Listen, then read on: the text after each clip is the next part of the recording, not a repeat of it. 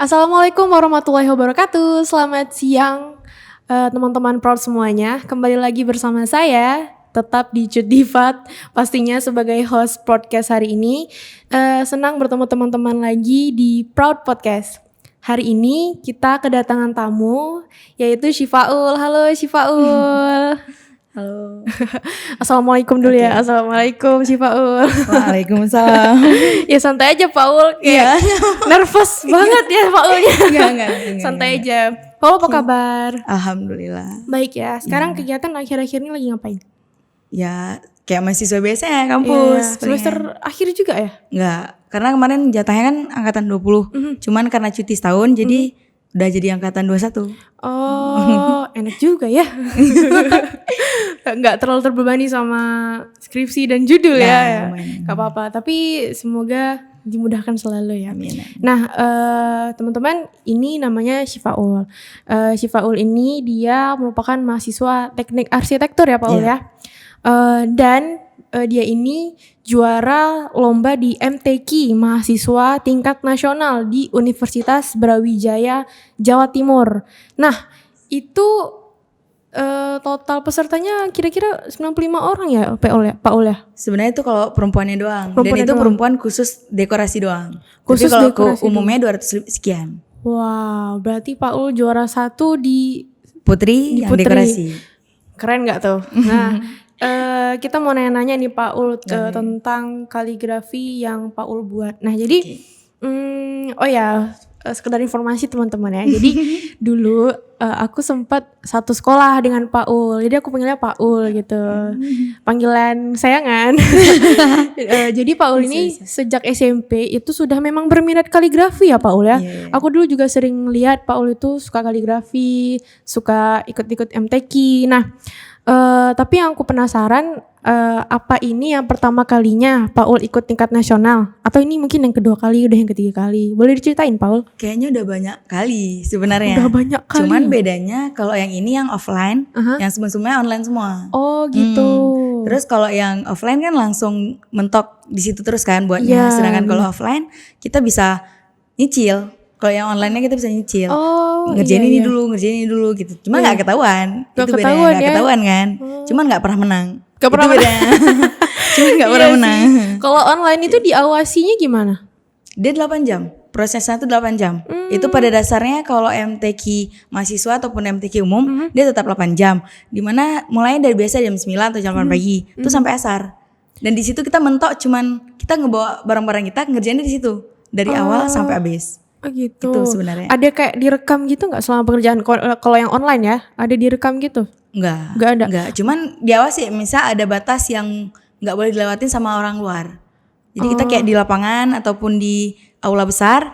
Ntar per orangnya kalau kan dekorasi. Per orang kan satu meja. Tapi kalau dekorasi nggak ngerjain di meja. Keseringan di lantai. Kan nggak muat nih badannya. Iya, benar. Nah jadi kan di lantai. Mejanya cuman buat adanya aja lah. Buat alat-alat lainnya. Cuman ya udah di situ diawasin ada batasan karpetnya, nggak boleh melewati karpet dan nggak boleh orang lain ada di daerah kita, gitu deh. Itu offline. Ya. Kalau online?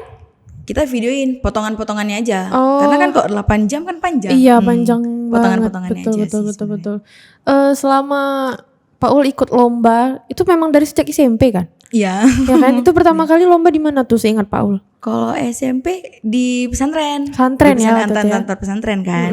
Udah dari situ sih sebenarnya awalnya. Dulu pengen pengen nostalgia deh. Dulu siapa kita belajar sama Ustadz, ada Ustadz Anekbal, ada Ustadz Kausar, Ustadz Dermuan. Sebenarnya yang pertama kali nih Paul belajar kaligrafi, apa sih yang membuat Paul kayak aku suka banget pokoknya. Itu apa itu Paul? Karena yang pas kelas pertama kalau di kelas 1 sampai kelas 2 SMP masih biasa-biasa aja. Cuman pas kelas 3 SMP ikut yang MTQ Tunas Ramadan. Dia khusus belum puasa doang kan. Itu kan masih tingkat SMP tapi ngambilnya yang jatah tingkat SMA. Karena nggak bisa nih yang tingkat SMP nggak pinter. Karena kan ada naskah, ada beberapa cabang lainnya. Ambil yang tingkat SMA. Di situ lomba itu antar kita doang. Misalnya kayak kan antar daerah, cuman isinya rata-rata satu pesantren. Cuman beda-beda daerahnya, kayak gitu kan. Di situ pas lihat kan yang menang kakak kelas kita kan. Pas menang itu langsung umroh juaranya. Juara satunya itu dapat umroh. Dari situ kayak oh bisa nih tahun depan nih. Bisa nih gitu tahun depan ikut lagi targetnya ya. dari situ. Dan tahun depannya ikut dapat. Jadi dari situ kayak kayaknya kalau dari kaligrafi bisa terbang kemana-mana. Ya udah fokusin aja. Langsung visioner gitu ya. Gitu aja. Tapi memang kaligrafi ini salah satu bakat yang unik dan keren banget teman-teman. Saya aja dari dulu belajar gak bisa-bisa. Tapi Paul keren, dalam waktu berapa tahun Paul sehingga betul-betul bisa mahir itu pas 3 SMP udah bisa Paul ya? Bisa, cuman gak mahir. Nggak Sampai mahir. sekarang pun kalau kita bilang ya belum sempurna. Cuman masih berproses. Iya. Gitu sih. Tapi juara 1 loh. Tapi gak apa-apa. Tapi akhir-akhir ini Paul katanya lagi ngajar ya? Alhamdulillah. Ngajar ya, ngajar kaligrafi juga di Kaligrafi pesantren juga ya? di pesantren juga. Iya, memang harusnya begitu. Ilmu yang udah dapat tuh pasti harus diamalkan lagi ya Paul ya. Nah, terus di kaligrafi yang Paul bikin ini itu kan ada jenisnya ya, setahu saya. Ada. Yang Paul bikin ini jenis apa? Jenis kaligrafi apa? Kan kaligrafi kan ada 7 jenisnya pada umumnya. Cuman kalau di bidang dekorasi dia biasanya makainya 4 sampai 5 jenis. Nah, jadi kalau yang di tengah kan ada yang dari karya-karya kemarin. Kalau yang di tengah itu biasanya kalau nggak sulus diwani jali. Diwani jali yang model berputar. Yang putar yang banyak titik-titiknya itu diwani jali. Kalau sulus yang dia nggak lurus tapi komplek dalamnya. Sesuai susunannya apa dari bawah ke atas atau dari atas ke bawah. Terus yang di atas kiri kanan biasanya ada ringah, ada diwani aja, terus ada juga yang farisi, kufi dan banyak lah sebenarnya. Iya benar. Sesuai yang jatuh pas lomba. Kan diundi. Oh diundi. Oh berarti misalnya diundi dulu baru nanti Baru kita Paul tulis. kena apa harus buat itu. Iya. Dan itu harus bisa semua. Ya, jadi kalau misalnya kayak perlombaan tuh misalnya kan dia kasih ayatnya tuh malam. Malam dia ngasih ayat, cuman dia nggak ngasih tahu. Besok keluar tuh apa nggak ngasih tahu. Jadi kita harus sediain. Jadi kalau yang di tengah tuh cuman ada 3 jenis. Sulus, diwani, sama kufi. Jadi kita harus sediain ketiga-tiga bentuknya. Dan yang kiri kanan atas bawah juga kayak gitu, sediain semua jenis yang ada. Wah. Pas keluar ya udah mentok, ya udah nulisnya gitu. Wah, keren Gitu, banget ya. sebenarnya. Emang tapi pernah merasa emang Paul suka banget ya. Tapi selama Paul ikut kegiatan gini pernah merasa kayak aduh capek nih, tapi karena suka jadi semangat lagi gitu. Itu pernah nggak merasa kayak gitu? Sebenarnya ada, cuman bukan capek sih, bosan. Oh, bosan. Iya, Karena kan kalau kita nulis terus nggak bagus, tuh moodnya hilang. Jadi kan gitu kayak ya. males aja kayak gitu dah. Cuman ya udah caranya kayak kadang-kadang ngikut kursus nih. Kan kemarin udah kursus yang di LMK Sukabumi setahun. Tuh fokus ke situ doang kan, pagi, siang, sore, malam. Itu seru karena kita rame-rame. Jadi kayak ngejar target nih harus bisa. Terus per minggu ntar ada lombanya. Jadi kan kalau nggak menang kan kayak kayak kurang apa nih kayak gitu nah. Karena kita posisinya sama nih 24 jam. Ya udah kalau sekarang karena posisinya sama kampus, ngajar itu salah satu caranya. Pas kita ngajarin orang itu kan ngulang lagi. Iya benar ya. Gitu doang Jadi sih. kayak terlatih lagi ya kemampuan kita. Paul apa cuman terfokus sama kaligrafi dekorasi ini aja atau emang semua jenis dekorasi Paul bisa gitu? Kalau kaligrafi kan 4 jenisnya. Ada naskah, ada mushaf, sama dekorasi, sama kontemporer. Iya. Kontemporer kan kayak lukisan biasa, itu belum bisa. Itu belum bisa. Belum bisa. Sebenarnya kalau kita belajar pasti bisa sih. Iya. Karena kalau ngelukis biasa bisa. Cuman buat fokus ke kontemporer kan ada poin-poin tertentunya. Iya, Itu yang betul, belum dapet. betul. Itu belum bisa. Terus kalau mushaf, naskah lainnya buat ikut-ikut kayak biasa-biasa adalah bisa juga. Berarti dari keempat itu 3 Paul udah bisa nih ya? Insya Itu Allah. udah keren banget itu. Tinggal belajar Lumayan. kontemporer lengkap sudah pakai Paul. Oke. Sebelum ke tahap nasional itu ada seleksi lagi kan? Ada. Dari daerah dulu atau gimana? Atau memang langsung daftar ke nasional nih Paul? Oh enggak, dari kampus. Karena kan kita di USK dia ada pembinaan biasanya. Pertama ada pembinaan daftarin. Cuman pembinaan 2 bulan kemarin tuh mentok, udah nggak dilanjutin.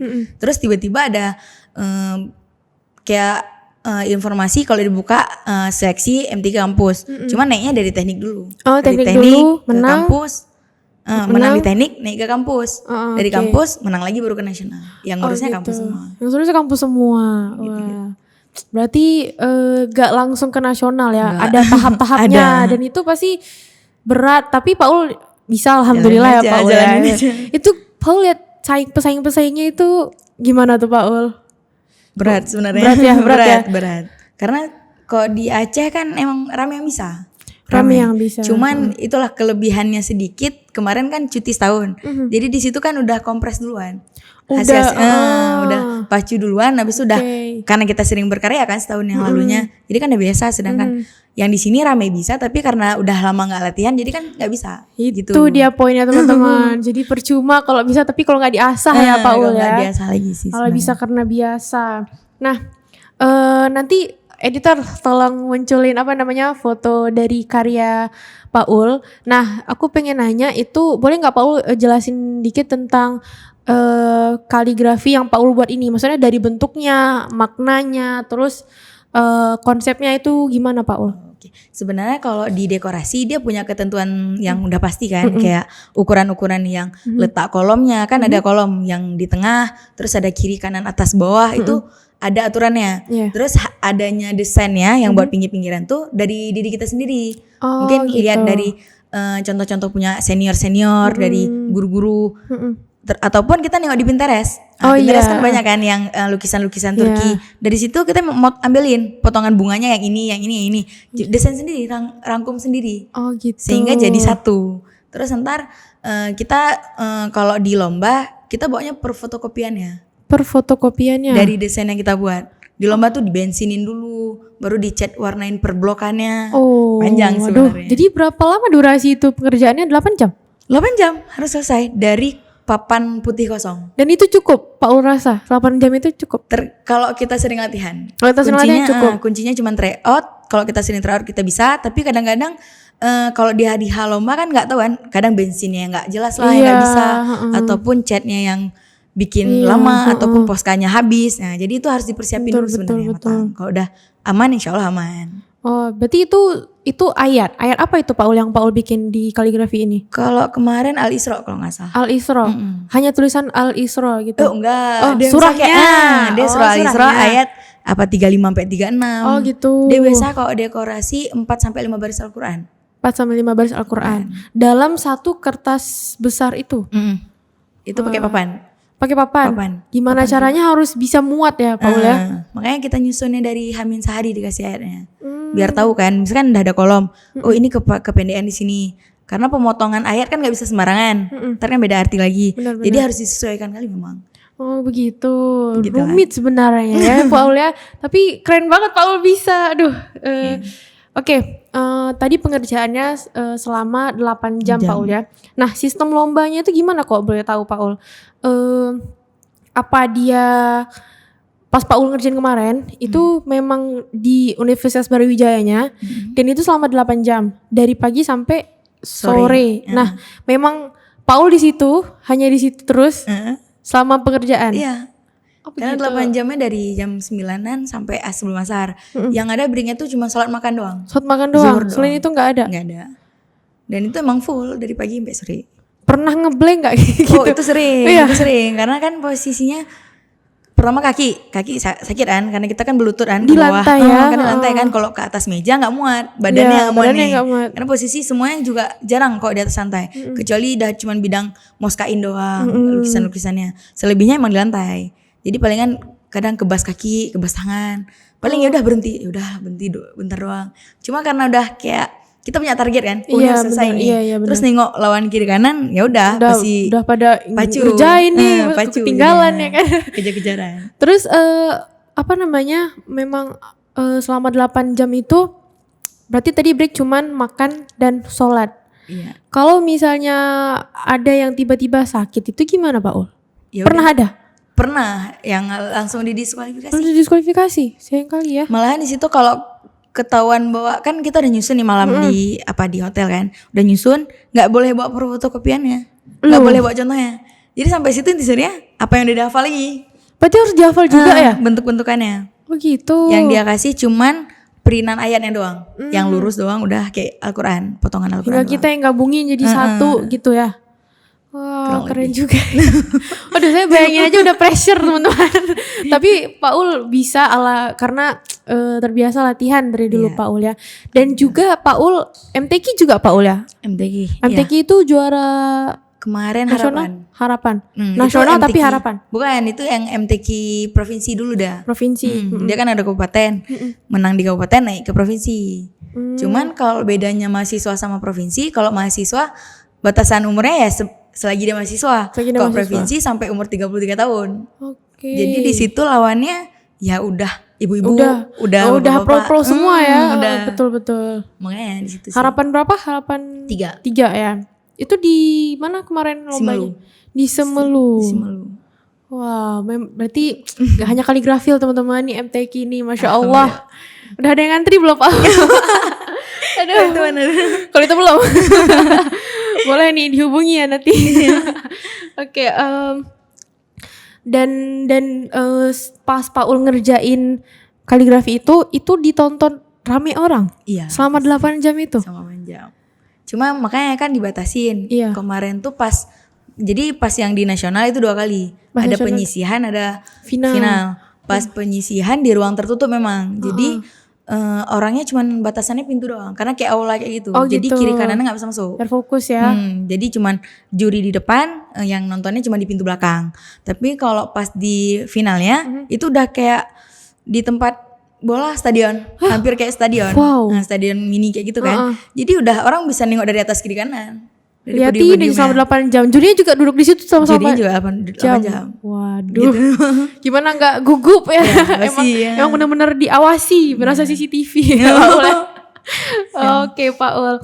Ini sangat memotivasi ya teman-teman. Jadi kayak apa yang kalian minati, apa yang kalian suka gitu, kembangin aja. Karena kita nggak tahu ya Paul ya. Bisa berada di posisi ini tuh udah membanggakan sekali kan Paul. Paul juga nggak nyangka kan awalnya kan bisa sampai di sini kan. Padahal dulu cuma belajar, tertarik, tapi bisa sampai ke tahap ini gitu. Teman-teman boleh tuh dicontoh Paulnya. Oke Paul, mungkin terakhir ini buat adik-adik atau teman-teman yang lagi juga ikut lomba ataupun sedang berproses bisa ahli atau paling tidak mahir lah di bidang kaligrafi. Paul pun sebagai pengajar ya. Kira-kira apa sih motivasi ataupun paling enggak Paul jelasin kayak ini hambatan yang akan kalian hadapi di proses kalian bisa kaligrafi. Terus gimana solusi Paul dalam menghadapinya gitu? Gimana Paul? Oke, itu mungkin sebenarnya kalau di kaligrafi itu 2. Dia cuman harus tabah, sabar. Betul. Itu poin yang utamanya. Karena kayak kalau sabar, kenapa sabar? Karena butuh proses. Iya. Karena kayak Paul kan belajar dari SMP. Iya. Pas SMP nggak bisa, terus mentok kan kalau di SMP pesantren kita punya guru itu aja. Iya, itu. Pas keluar kan kita lihat lagi nih saingan-saingan beratnya. Jadi ya harus sabar, nikmatin prosesnya. Karena kalau kita nggak sabar ya nggak dapat nih hasil akhirnya. Cuman kayak Paul sekarang pun ya belum cukup kan, karena kan ini masih MTQ mahasiswa, masih ada MTQ yang umumnya lagi nasional umum, masih ada lagi yang internasional. Karena kalau kaligrafi itu nggak cuman di lingkup itu aja ya, di lingkup Indonesia aja, internasional juga banyak kan, dan itu saingannya lebih berat lagi. Iya betul gitu. Sekali, apalagi melawan orang-orang luar ya Paul ya. Orang-orang luar kan kalau Turki kan emang udah pronya memang ya, betul. Oh iya, teringat aku Paul kan belajar kaligrafi di SMP. Nah setelah sampai SMA ya berarti di pesantren. Keluar dari SMA otomatis kan nggak sama guru yang di pesantren lagi. Jadi Paul belajarnya sama siapa? Berawalnya sebenarnya dari tamat SMA itu niatnya nggak kuliah dulu. Mau ke lembaga kaligrafi. Itu yang ada di Sukabumi salah satunya kan. Mau ke situ cuman kan harus ikutin undangan SMA. Ya udah lulusnya di USK, ya udah ngambil dulu kuliah nih setahun. Terus di situ bikin perjanjian sama orang tua sendiri, siap kuliah setahun harus cuti dulu setahun khusus buat kaligrafi nih. Makanya kemarin sempat langsung ngambil cuti, ya udah setahun belajar di LMK Sukabumi. Wow, terus keren banget lagi. Ya. Dan alhamdulillahnya orang tua sangat pendukung Paul ya. Alhamdulillah. Sangat pendukung. Aduh, saya ikut bangga sebagai teman lama Pak Ul nih. Nah, boleh tuh tadi teman-teman dicatat, kuncinya itu sabar dan tabah. Jadi buat teman-teman yang lagi ikut ataupun lagi berminat di bidang kaligrafi, kalau udah capek atau nggak mood bentar jangan langsung nyerah ya Pak Ul ya. Ya jangan. Karena bisa langsung udah tuh habis masanya. Terusin aja sampai selesai gitu. Oke teman-teman, terima kasih banyak Pak terima kasih banyak sudah berhadir ya. Kita hari ini reuni lagi nih. Makasih banyak Pak Ul, semoga dilancarin ya. Ada rencana ikut tingkat umum nantinya? Pasti dong. Tapi ini udah ikut juga, cuman ya kemarin kayak masih harus belajar lagi. Masih harus belajar lagi ya. Wah, Pak. Kita doain ya teman-teman ya. Semoga Pak Ul nanti menatau diundang lagi ke sini nih. Tingkat internasional. Amin. Ya Allah. Terima kasih Pak Ul. Terima kasih juga teman-teman yang sudah setia menonton podcast hari ini. Saya Cedi Farazaki beserta seluruh tim. Pamit undur diri. Assalamualaikum warahmatullahi wabarakatuh.